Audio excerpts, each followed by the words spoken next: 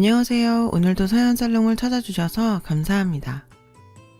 저는 경기도 사는 40대 평범한 아이 엄마입니다. 30대 초반에 결혼하고 아이를 낳았어요. 제가 어렸을 때 심장수술도 하고 몸이 약했던지라 아이는 하나만 낳기로 남편과 합의했어요. 아이 하나 낳고 평범하게 사는 듯 보이는 저희 부부였지만 사실 안으로는 곪은 것이 많았답니다. 남편과 저는 결혼하기 전 사내 커플이었어요. 저는 남편의 다정함이 마음에 들었었고 남편은 저의 당찬 모습이 좋았다고 하더군요. 연애를 할 때는 서로 좋은 면만 봤는데 결혼을 결정지었을 때부터는 삐그덕거리기 시작하더라고요. 일단 남편이 시댁 제사에 대해 숨긴 것부터 문제가 되었어요. 저는 시댁이 제사가 그렇게 많은 줄은 몰랐거든요. 저희 아버님이 장손이라 일단 제사를 지내야 했고 친척들 제사도 이리저리서 가져와서 총 제사가 명절 제외하고도 8번이라는 겁니다. 이걸 결혼 몇 달 전에서야 저에게 알렸어요. 알고 나서 남편에게 펄펄 뛰면서 어떻게 그걸 숨길 수 있냐고 난리를 쳤지만 남편은 미안하다면서도 네가 할 게 뭐 있겠어. 걱정하지 마. 라는 뻔한 말만 했습니다. 그래요. 제사를 아무 말 없이 잘 지낼 수 있는 분들도 있겠죠. 중요한 문제잖아요. 잘 살아보려고 하는 거라면 당연히 결혼 전에 얘기하고 의논도 해야 하는 거 아닌가요? 너무나도 걱정이 돼서 남편에게 다시 물어봤죠. 도울 거 없어. 우리 엄마 그런 사람 아니야. 제사 없애고 싶어 하는 게 엄만데 설마 그걸 며느리한테 시키시겠어? 처음에 조금 돕는 척만 하면 돼. 그럼 서서히 오지 말라고 하실 거야. 미덥지 않았지만 결혼을 앞둔 그때에서는 별 다른 방법이 없었죠. 남편 말 믿고 결혼하는 수밖에는요. 결혼하고 신혼여행 갔다 오자마자 바로 제사 일정이 있더군요. 처음에는 처음이니까 갔습니다. 같이 집 온 며느리가 어머니 혼자 제사 지내게 하기는 너무 민망하더라고요. 그래서 한 번 갔었고 그러다 보니 2번, 3번이 되었습니다. 제사상도 얼마나 크게 차리시는지 제사만 지내고 오면 삭신이 쑤셨어요. 1년 정도 제사를 돕다가 더 이상 못하겠다고 손을 들었죠. 남편에게 통보를 하자 남편이 시어머님께 전달했고 즉각 시어머니께서 저에게 전화를 하셨어요. 회사에서 전화를 받는데 시어머니가 갖은 욕과 험한 말을 내뱉으시더라고요. 솔직히 결혼 전부터 교양이 있는 분은 아니라는 것 정도는 알고 있었지만 그냥 쿨하신 분이라고 생각하고 넘기곤 했었는데 그날 너무 충격적이었어요. 어디 남의 집에 시집와서 제사 지내니만이 하고 있어? 너 집에서 대체 뭘 배운 거니? 너희 친정도 참 알만하다. 저희 친정까지 들먹이는데 화가 났지만 한편으론 어머님께 제 마음을 그대로 다 보일 수는 없는 어려운 분이셨기에 제가 참았었네요. 그렇지만 회사 일도 그렇고 임신 준비도 그렇고 제사는 더 이상 못 돕겠다는 입장은 변함없이 내세웠습니다. 시어머니와 갈등이 끝에 끝까지 다다랐을 때 제가 마침 임신을 하게 되었어요. 남편이 임신 소식 전달하면서 이랬죠. 엄마, 정화 임신했어. 이제 제사 얘기는 그만해요. 정화가 유산기 있어서 절대 스트레스 받으면 안 된대. 그 얘기에 시어머니가 일단 항복을 하셨었죠. 제사 없이 지내다 보니 그렇게 편할 수 없더라고요. 일단 바닥에 쭈그려 앉아서 전 안 붙여서 돼서 좋고 제삿날 오는 손님들 술상 안 봐서 좋고요. 임신 때는 그래도 조용히 넘어갔는데 아이를 낳고 곧 있으려니까 다시 제사를 지내러 오라는 압박이 있더군요. 아기를 맡길 곳도 마땅치 않아서 어쩔 수 없이 직장을 관둔 상태였어요.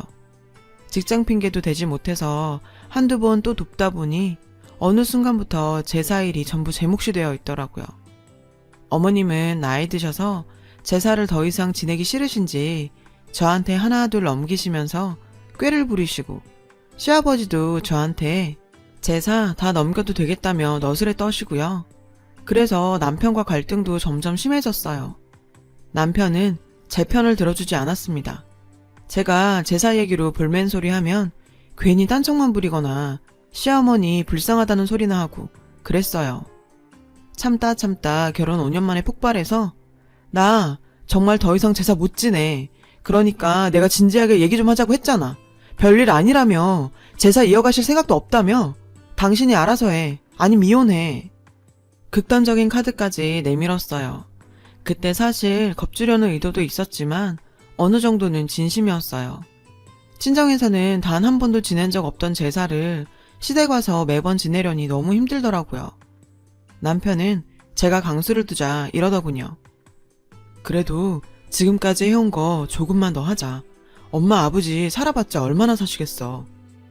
거참, 요새 인생은 60부터라고 하는데 저희 시부모님 겨우 60대신데 앞으로 살 날이 엄청 길 텐데 뭔 소린가 싶었습니다.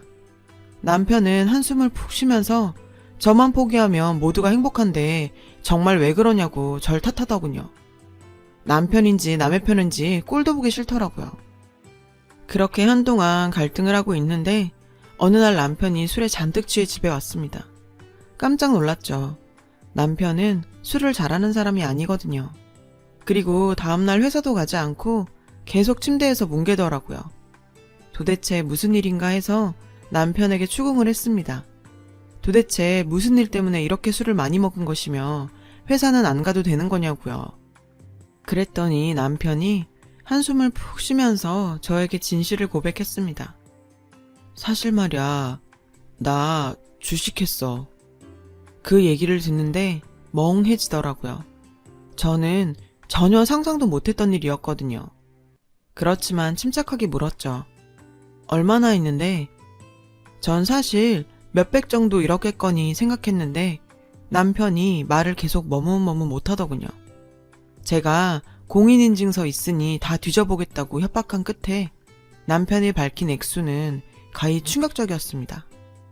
처음에 회사 동료가 주식 소스 있대서 그거 우리 모아둔 돈 5천으로 시작했는데 그게 2억이 돼버렸어.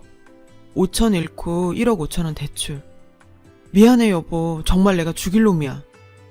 그 얘기를 듣는데 정신이 아득해지는 것 같았습니다. 세상에 2억이라니요. 5천 모으기도 정말 힘들었는데 2억을 잃었고 그중 대출이 1억 5천이라니요. 어떻게 저 몰래 그런 일을 할 수 있느냐. 남편을 붙잡고 때리고 소리 지르고 가든 짓을 다 했지만 남편이 날린 돈은 돌아오지 않았죠. 저희에게 남은 건 희망도 없고 빚뿐이었어요. 그뿐이 아니었죠. 남편은 그동안 숨겼던 일을 더 얘기했습니다. 사실 회사도 잘렸어. 동료들한테도 손을 벌렸었거든. 그게 좀 꼬여서. 결국 회사에 사직서 냈어. 지금은 일구하려고 하는 중이야. 전 몇 날 며칠을 울고 통곡하다가 간신히 정신을 차렸습니다. 남편은 제 옆에서 죽은 듯이 지냈죠. 회사도 잘려서 나갈 데도 없어서 저 스스로도 잘못한 건 아는지 집에서 죄인처럼 지냈는데 그 꼴이 얼마나 보기 싫던지요. 어쨌든 아이는 키워야 하고 이혼 생각 수만 번 했지만 아이 생각에 차마 그렇게 할 수 없었어요. 남편의 잘못을 한 번의 실수라 생각하고 제가 한 번은 넘어가기로 했습니다. 그런데 넘어가는 건 그렇다 치고 문제는 돈이었어요. 남편도 더 이상 감당이 안 되니 저한테 말한 것이긴 한데 저도 비상금 1,000만 원 숨겨뒀던 거 빼고는 돈이 없었거든요. 5천 날린 거야 그렇다 치고 1억 5천 대출을 당장 갚아야 하는데 생각을 아무리 쥐어짜내도 달리 빌릴 곳이 친정, 시댁밖엔 없더라고요. 결국 친정에 염치 불고 전화해서 사정 알렸더니 당장 집으로 오라고 하시더군요. 저희 부모님 예전에 주식에 대인 적이 있어서 남편 호되게 꾸짖으셨어요. 그동안 사위 귀하다며 한마디 안 하셨던 분들인데 이번엔 달랐죠. 남편은 눈물로 빌고 결국 저희 부모님도 이렇게 된 거 교훈 삼아 살라는 말과 함께 노후 자금으로 갖고 계시던 1억을 내놓으셨어요. 차차 갚으라고 하셨지만 저한테는 받을 생각 없다고 하시더라고요. 그렇게 친정의 도움을 받았지만 5천을 해결해야 했습니다. 이젠 시댁이었죠. 이렇게 거지같이 돈 얻으러 다니는 거 너무너무 자존심 상하지만 시댁에서 설마 아들 문제인데 외면하진 않을 것이라 생각했어요. 전화로 대강의 상황 말씀드리니 역시 시부모님들도 크게 놀라시고 저희를 당장 오라고 하시더군요. 아이는 친정에 맡겨두고 저희 부부만 시댁으로 갔습니다. 시댁 가니 시부모님들이 한숨 푹푹 쉬시면서 인상을 쓰고 계시더라고요. 저희가 앉으니 대뜸 저한테 이러시더군요. 넌 얘가 이렇게 하도록 뭘 한 거냐? 어이가 없었습니다. 저 몰래 저지른 짓이고 남편이 원해서 경제권도 남편에게 다 줬던 것인데 제가 뭘 어쩐다고요. 화가 났지만 부부이니 저도 같이 죄인처럼 그냥 듣고만 있었습니다. 아휴, 남자는 여자하기 나름이야. 집에서 그런 관리나 해야지. 도대체 넌 뭐라고 지내는 거니? 그렇게 시어머니 시아버지께서 연타로 잔소리를 날리시는데 제 정신이 혼미해졌지만 그래도 꾹 참았습니다. 오죽 속상하시면 그럴까 싶은 마음도 있었어요. 아들 탓하긴 싫으니 며느리 탓하시는 것이었겠죠. 어쨌든 한바탕 잔소리가 끝난 후 본격적으로 돈 문제에 대해 상의를 하게 되었습니다. 그래, 얼마나 필요한 거야 대체? 시아버지가 거두절미 이렇게 말씀하시길래 제가 얼른 말했어요.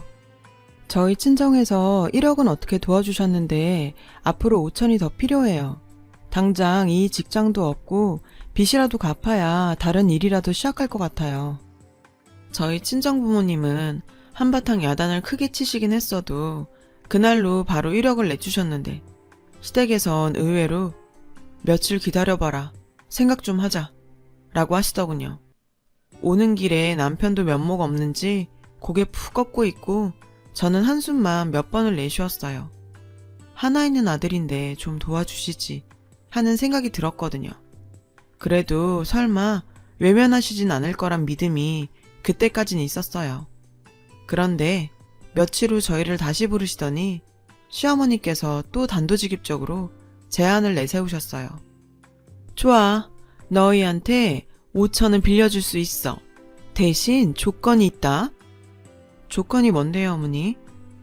너 그동안 우리 집 제사 등한시했지? 이게 다 네가 조상 모시는 거 귀찮아해서 일어난 건지도 모르는 거야. 우리 제사 너희가 가져가고 정성껏 지내는 조건이라면 우리가 5천 주마. 어이가 없더군요. 이렇게 급박한 상황에 제사 타령이라뇨. 남편은 멍청하게 저만 보고 있더라고요. 보니까 다들 저한테 키를 던지고 결정해라 하는 상황이었네요. 할 말은 많았지만 다시 일어나기 위해선 어쩔 수 없이 그 제안을 받아들일 수밖에 없었어요. 결국 제사 제가 다 지내는 조건으로 시댁에서 5천을 지원받게 되었네요. 집에 오는 길에 정말 내가 무슨 잘못으로 이렇게 살아야 하나 심란했었어요. 그래도 일단 남편과 같이 극복하기로 한 마당에 여러 소리 안 하기로 했어요. 제사는 지내는 거고 남편은 빨리 일을 구해보라 했습니다. 다행히 취업이 잘 되는 직종인지라 남편은 2달 만에 취업을 했습니다. 그런데 그 회사가 워낙 작고 주먹구구식이라 남편의 일이 엄청 많더군요. 남편은 아침 일찍 나가 12시 넘어 들어오는 일도 잦았어요. 그렇다 보니 결국 모든 제사 일은 제 몫이 되었어요. 저희 시어머니는 저에게 제사를 넘긴 후 친척들을 모두 저희 좁은 집에 모이게 통보를 하셨죠. 제사 준비는 전혀 돕지 않으시더군요. 친척분들도 와서 절이나 하지 저 도울 생각은 전혀 없었고 상 차리는 건 모두 제 몫이고요. 너무 힘이 들어서 한 번은 전을 좀 구입했어요. 그랬더니 먼 친척 큰어머니 뻘 되시는 분께서 삐죽하니 부엌에 있는 포장지를 이리저리 뒤져보시더니 그 길로 저희 시어머니께 이르시더군요. 시어머니는 난리치셨죠. 정성껏 제사 지낸다고 5천 가져가 놓고 이제 와서 전을 사서 제사를 지낸다고 갖은 험한 말을 쏟아내셨어요. 제사에 관한 한 집안 어른들 모두가 감시자셨어요. 1년에 한두 번이면 저도 정성을 다하겠지만 그게 아니라 1년에 10번 가까이 되는데 어떻게 매번 정성스레 하겠어요. 그런 말을 시어머니께도 했지만 요지부동이셨죠. 원래도 손수 다 해야 한다고 하시던 분이기도 했고, 저희에게 그 5천만 원 주시고 나서는 더욱 의기양양하셔서 저에게 제사상 요구를 당당히 하셨어요. 남편은 제사했을 때도 바쁘단 이유로 얼굴만 비추고 절만 하거나 아니면 와서 쓰러져 자기 일수였고, 손님들 가시고 나서 치우는 것도 모두 제 몫이었어요. 그래도 꾹꾹 참으며 산 것은 그렇게라도 살다 보면 돈도 모으고 아이도 키우고 그렇게 남들 사는 것처럼 살게 되리라는 희망 때문이었습니다. 그런데 어느 날 시댁에서 온 전화 한 통으로 그 희망이 산산이 부서졌어요. 다급한 목소리로 시어머니께서 전화가 오셔서는 이러시더군요. 예, 저번에 가져간 5천 당장 갚아야겠다. 내가 갯돈을 다 떼어먹히고 지금 돈이 급하게 필요한데 너희 돈 있지? 기가 막혔습니다. 제가 돈이 어디 있겠어요. 저희 친정은 1억을 주고도 아무 말 안 하시는데 그 5천 주고 생색이란 생색은 다 냈으면서 이제 와서 당장 내놓으라는 게 너무 어이가 없었어요. 물론 돈 모으면 정말 바로 갚을 생각이었어요. 하지만 남편이 사고친 지 얼마 되지도 않았는데 돈이 어디 있겠어요. 어머니, 저희 돈이 없어요. 아시잖아요. 그 사건도 얼마 되지 않았고요. 그럼 너희 친정이라도 좀 빌려봐. 큰일 났어. 아, 그 망할 렵혔네. 내 돈 어떡하면 좋아. 저희 친정을 들먹거리는 뻔뻔함에 치가 떨렸습니다. 더 이상 이 집 구석에서 살 수가 없다는 생각이 들었어요. 신혼 때부터 생겼던 트러블들, 명절 제사에 제가 성의 없다는 이유로 받았던 모욕들도 떠올랐고, 무엇보다 남편이 주식 문제 벌이고 나서 시댁에서 재산 넘기려고 머리 쓴 것도 너무 배신감이 들었었고요. 당장 집에 온 아이 데리고 친정으로 갔습니다. 친정에다 그동안 있었던 모든 일들을 다 털어놨어요. 저희 엄마가 기가 막힌지 입을 떡 벌리시더군요. 아니, 그럼 말을 해야지. 넌 어쩜 그런 얘기를 한마디도 안 했니? 엄마가 그러시더군요. 제가 무던한 성격인 줄 알았지만 이렇게 바보 같은 데가 있는 줄 꿈에도 몰랐었다고요. 네가 뭐가 모자라서 그런 취급을 받고 살아? 당장 때려쳐! 흥분하던 엄마 옆에서 계속 듣고만 계시는 아빠가 조용히 그러시더군요. 그런 집에서 더 이상 고생할 것 없다. 안 그래도 너한테 말하려고 했는데 이제 너 그렇게 살지 않아도 남부럽지 않게 잘 살 수 있어. 아빠, 그게 무슨 소리야? 저희 친정도 시댁보단 사정이 낫지만 그냥 평범한 서민집인데 남부럽지 않게 산다는 게 무슨 뜻인가 했어요. 그랬더니 엄마가 슬그머니 미소를 띠시더라고요. 너희 아빠 왜 전에 동창들이랑 지분 나눠서 10명이서 땅 사뒀던 거 기억나지? 그때 내가 엄청 뭐라고 했었잖아. 그런 땅을 왜 사냐고. 그런데 이번에 그 땅 재개발돼서 10명 다 떼부자 되게 생겼어. 알아보니 거의 확정적이더군요.